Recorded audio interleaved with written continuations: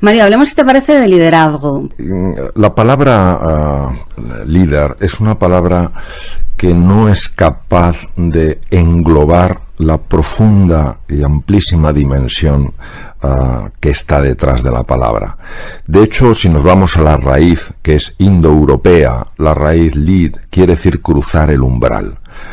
Un umbral no es una puerta corriente, un umbral es algo que nos lleva a otro mundo. Entonces, aquí tenemos la primera pista. El liderazgo nos lleva a otro mundo. El liderazgo nos saca del mundo conocido, nos hace penetrar en un mundo desconocido lleno de posibilidades y de oportunidades.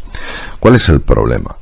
El problema es que nuestro ego tiende a aferrarse a todo aquello que le ofrece poder, control, fama o fortuna. Y muchas veces se piensa que están los líderes y los seguidores. Los líderes como jugando en primera división y los seguidores como jugando en otra dimensión no tan glamurosa o no tan impactante. Y esto hace pensar pues que el líder, la líder son personas que tienen que ocupar puestos importantes en la sociedad o en la empresa. Y yo personalmente no lo comparto.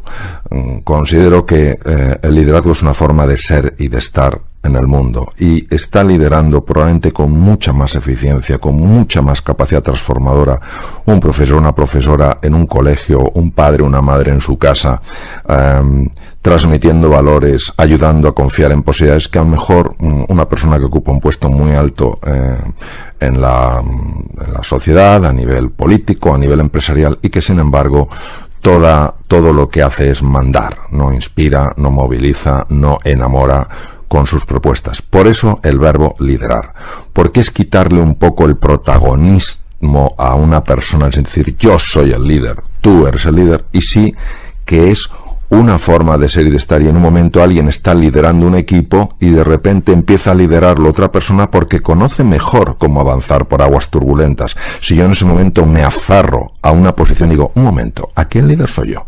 Las propuestas las hago yo, estamos matando el proceso. Hablemos también, si te parece, del estado de bienestar físico y de cómo contribuye tanto la nutrición como la salud física, como el entrenamiento a nuestro bienestar. ¿Qué sucede científicamente en nuestro cuerpo? ¿Por qué es tan importante realmente entrenarse? En los 3 superpoderes, el planteamiento que hago cuando toco la dimensión física es un planteamiento, yo creo que diferente al habitual. Por ejemplo, cuando hablamos de nutrición, pues siempre estamos considerando temas muy en relación con el trabajo del corazón, etcétera, etcétera.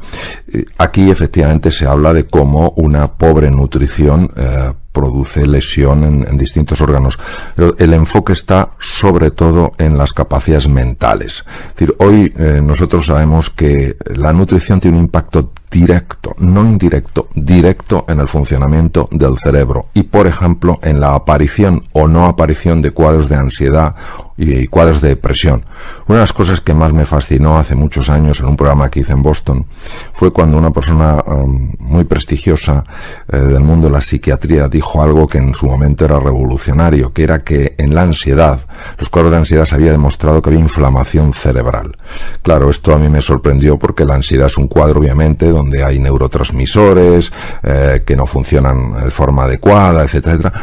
Pero que haya inflamación cerebral, bueno, pues la nutrición puede favorecer que esa inflamación no se produzca. Y en este caso sí es muy importante decir lo siguiente, porque hay una investigación aplastante en este sentido, que hay que tener muchísimo cuidado con el consumo excesivo de azúcar, sobre todo azúcar refinado, porque produce lo que se llama una resistencia a la insulina, y la resistencia a la insulina, que es una hormona que produce el páncreas, tiene muchas connotaciones muy negativas en el organismo.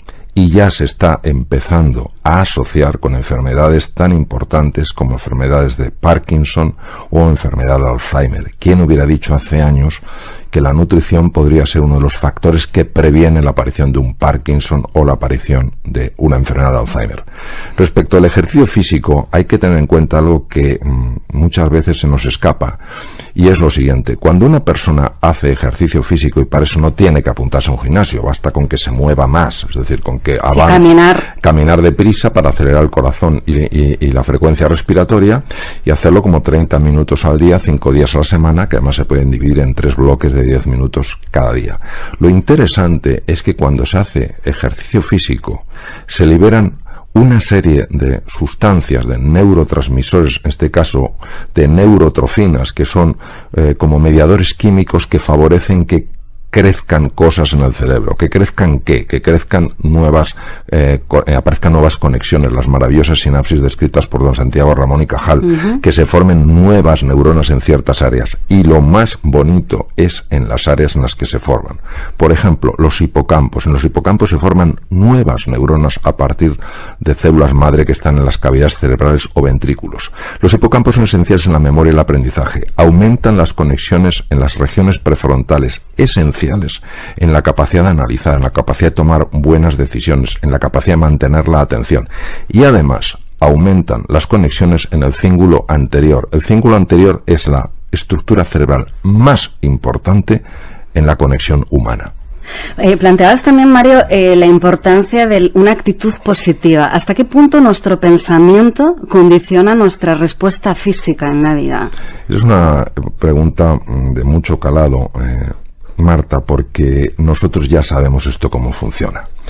El pensamiento tiene la capacidad de activar ciertas cosas en lo que se llaman los mapas de los sentimientos, sobre todo en el cíngulo anterior y en la ínsula de Ryle, que son estructuras cerebrales. Y los sentimientos son capaces de activar procesos corporales a los que llamamos emociones. Es decir, si yo pienso que soy incapaz y le doy vueltas a que soy incapaz, pronto me sentiré incapaz. Fíjate que sentirse incapaz es mucho más devastador y duro que pensar que uno es incapaz. Pero el problema no es solo sentirse incapaz, es que llega un momento en el que eso, al afectar al cuerpo, hace que yo realmente sea incapaz. Nosotros no podemos cambiar los sentimientos de forma directa. No conozco ningún sistema, he dado bastantes vueltas, lo cual no quiere decir que no exista, no lo he encontrado, para cambiar directamente los sentimientos. Pero sí podemos cambiarlos indirectamente, cambiando la forma de pensar y cambiando la fisiología de nuestro cuerpo. Por eso, cuando una persona hace ejercicio físico, cuando una persona cuida el tiempo que duerme, etcétera, etcétera, empiezan a cambiar los sentimientos y empiezan a cambiar la forma de pensar.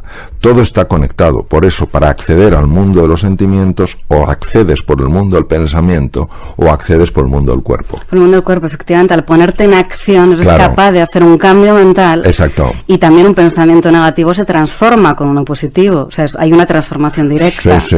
De hecho, lo que se llama el reframing, que es cambiar la estructura mental, es la base de muchas terapias muy potentes. Por ejemplo, toda la terapia de Albert Ellis, etcétera, está muy basada, y de Aaron Beck, está muy basada precisamente en cambiar esquemas cognitivos. Claro, es que no tenemos que olvidarnos que la mente humana es una mente simbólica. Entonces, nuestro pensamiento, nuestra palabra no son simplemente agentes descriptivos, son capaces de crear percepción, son capaces de alterar nuestra relación, nuestra actitud con las cosas. Efectivamente, creamos la realidad a través de lo que expresamos y de lo que pensamos también. Claro, nos está condicionando inmediatamente. Claro, si yo veo una realidad X, yo actuaré no en base a la realidad que hay, sino a la realidad que veo, a la realidad percibida. Por eso hay veces que uno puede separarse muchísimo del mundo real porque da más peso al mundo mental que al mundo real.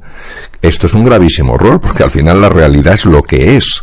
Que yo viva en un mundo paralelo no va a cambiar lo que es, pero sí va a hacer que yo a lo mejor sufra sin tener que sufrir, y que no pueda generar posibilidades cuando las puedo tener delante de las narices. Mario, ¿qué relación se puede establecer entre la neurociencia, entre el estudio de la anatomía y la fisiología del cerebro y el liderazgo?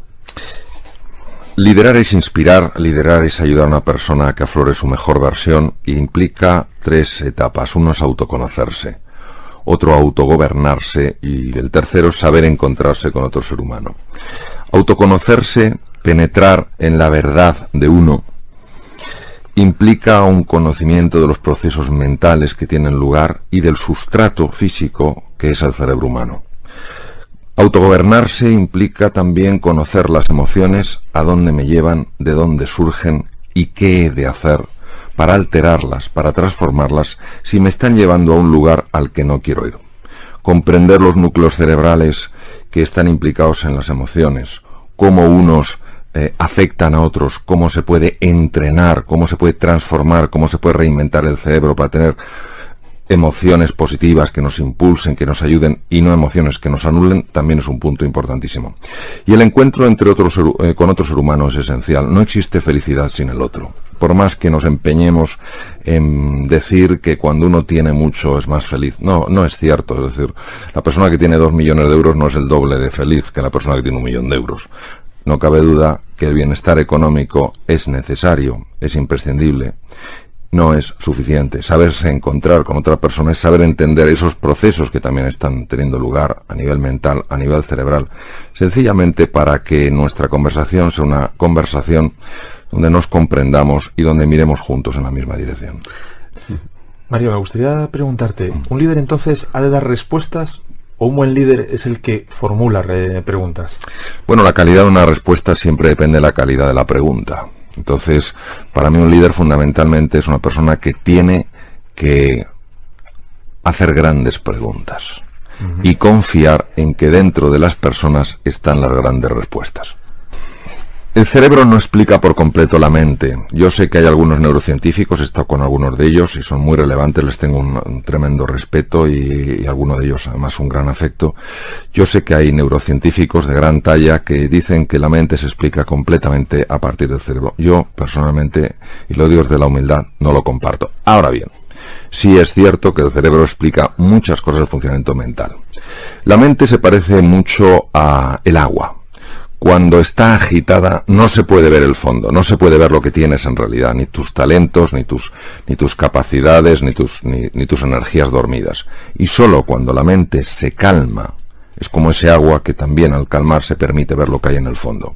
Entonces la única manera que yo he visto en la que realmente se puede calmar esa mente es cuando nos observamos en lugar de juzgarnos.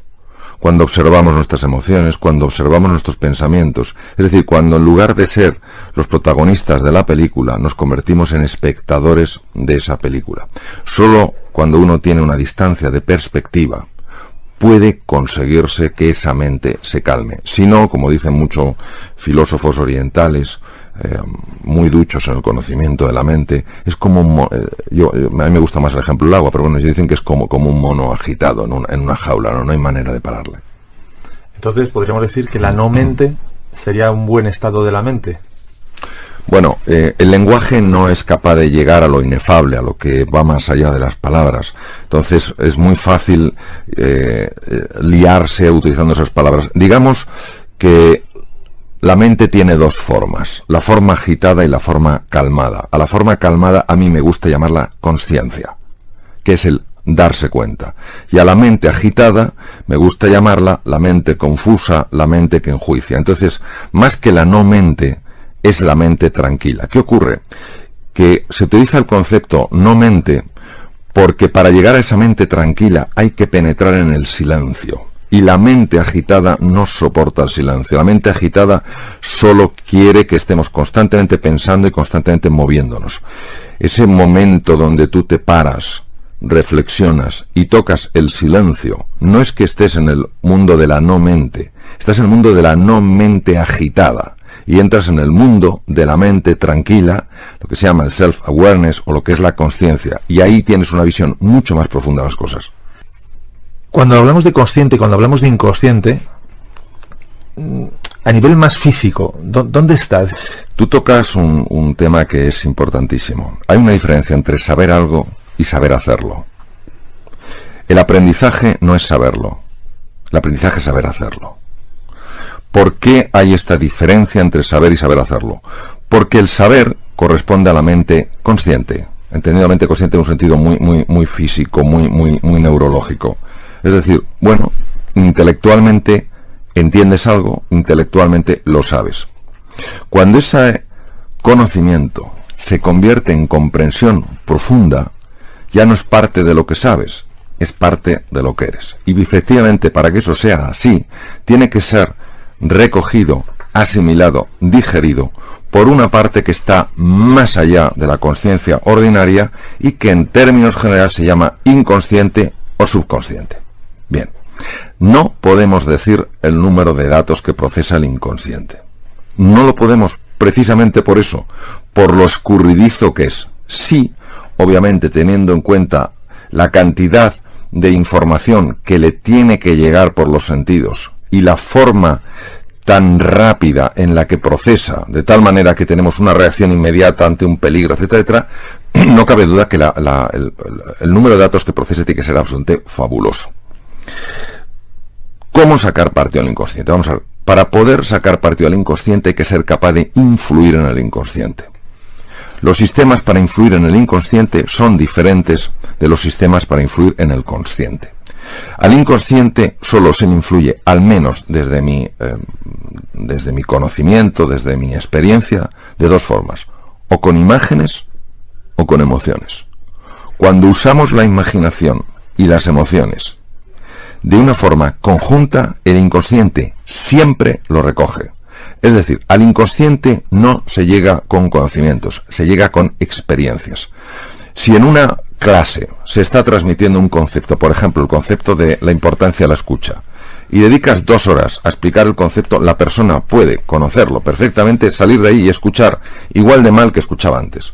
Pero si se genera en esa clase una experiencia en la que las emociones, las imágenes, de alguna manera se conecten y esa persona tenga una experiencia de lo que es escuchar y sentirse escuchado, cuando esa persona sale de ahí, ya lo tiene incorporado, ya lo vive. No cabe duda que los viejos patrones que dificultan que escuchemos van a intentar que eso se convierta en una experiencia fugaz. Es ahí, desde esa primera experiencia potente, muy intensa de la importancia de la escucha, cuando uno tiene que hacer un trabajo constante, pequeño, más diario, para ir afianzando eso. Porque sabemos que a nivel físico son circuitos neurales. Se abren nuevas conexiones, se generan también nuevas conexiones entre las neuronas, pero para que esas conexiones se mantengan estables, para que se afiancen, hay que hacer un trabajo constante, un trabajo sostenido, una vez que se ha descubierto, porque se ha vivido, la importancia de eso que se ha aprendido. ¿Cómo nosotros podemos reinventarnos? Nosotros podemos reinventarnos cuando tenemos algo que de forma profunda nos ilusiona, nos motiva, nos hace levantarnos por la mañana con ganas, cuando tenemos determinado nuestro sueño y cuando somos pacientes. Y recuerdo que la paciencia no es aguantarse, sino adaptarse al ritmo natural de las cosas. En tu libro Reinventarse mencionas que para ayudar a mantener una buena atención es conveniente proporcionar al cerebro oxígeno, glucosa, creo. ¿Cómo y en qué dosis? Si es que puede hablarse de esto. El dominio de la atención puede ser incluso más importante que la inteligencia que una persona tenga. Saber concentrar la atención en lo relevante y alejarse de tontunas y de distracciones es lo que permite realmente que el aprendizaje tenga lugar. La atención hay varias formas de cultivarla. Es un entrenamiento diario. Una de las formas más potentes que se ha encontrado es lo que se llama mindfulness o atención plena. El mindfulness sencillamente es que tu atención deje de estar atrapada con esa jaula de grillos que son nuestros pensamientos automáticos y se concentre en una parte del cuerpo, la que sea, la respiración, la pierna, el dedo, lo que quieras. Este ejercicio de la atención es muy importante y ayuda muchísimo en la vida. Segundo tema es efectivamente el tema de la nutrición. Daré eso una pincelada por temas de tiempo. El cerebro solo puede consumir, salvo periodos de ayuno muy prolongado, que son rarísimos, solo puede consumir glucosa y oxígeno. La glucosa hay que dársela al cerebro de una forma continua, no a golpes, no tomarse 27 croissants por la mañana, no sé cuánto por la comida y tal la cena. Hay que comer entre 5 o 6 veces y fundamentalmente hidratos de carbono que liberen el azúcar de una forma progresiva, no en picos. Es decir, todo lo que sea integral, todo lo que sean vegetales, todo lo que sean frutas de bajo índice glicémico, véase manzanas, véase kiwis, véase naranjas, tienen la capacidad de mantener estable el nivel de glucosa y es muy importante. En tercer lugar, para mantener la atención es esencial dormir de forma constante un mínimo de 7 horas, entre 7 y 8 horas. El ideal son 8, los niños un poco más, 7 horas. Cuando baja el sueño, cuando reducimos las horas de sueño, supuestamente en beneficio de la eficacia, la atención baja radicalmente. Y hay otro punto que sí me gustaría añadir, y con esto finalizar esta pincelada: el ejercicio físico. El ejercicio físico es muy, muy importante porque mejora clarísimamente la atención. ¿Por qué? Porque, entre otras cosas, el ejercicio físico libera una hormona que se llama dopamina. La dopamina es producida por algunos núcleos, como el núcleo accumbens, y es fundamental no para prestar en un momento determinado la atención, sino para sostener la atención. Una de las claves del liderazgo, Mario, es la capacidad de comunicar. ¿Qué aporta la neurociencia a la hora de mejorar esa capacidad de comunicación? Bueno, la neurociencia, por ejemplo, aporta los descubrimientos de Rizzolatti y Fogazza hace 12 años en Universidad de Parma, las neuronas espejo. Es decir, vamos a ver, cuando nosotros comunicamos, no necesariamente conectamos. Comunicar no es conectar, lo importante no es comunicar, lo importante es conectar con el mundo de la otra persona. Entonces, nosotros mandamos dos tipos de mensajes. Uno es las palabras, que son interpretadas por el hemisferio izquierdo del cerebro.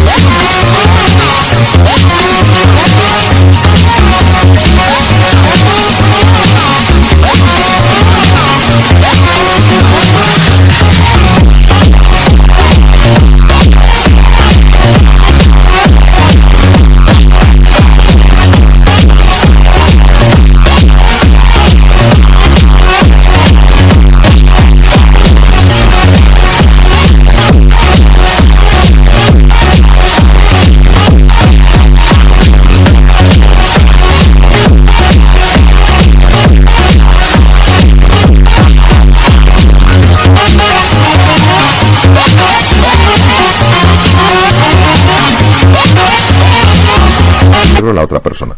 Y la otra es el tono emocional, el tono con el que pronunciamos esas palabras, los gestos, el movimiento de las manos. Eso se llama lenguaje no verbal. El lenguaje no verbal es procesado por el lado derecho del cerebro, por el hemisferio derecho. ¿Qué ocurre? Pues que la otra persona está sintiendo algo que va más allá de las palabras. Está sintiendo si realmente ella para nosotros es importante. Está sintiendo si ella puede confiar en nosotros o no.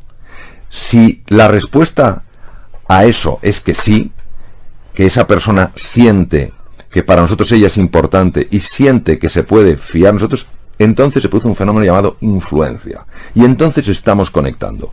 Pero si la persona en su interior siente que lo que nos importa es venderle el producto, no hacerle ver el beneficio que tiene para ella, o que tampoco se puede fiar para nosotros, podemos hablar lo que queramos. No llegaremos nunca. Muchas gracias. Gracias. Un placer. Gracias.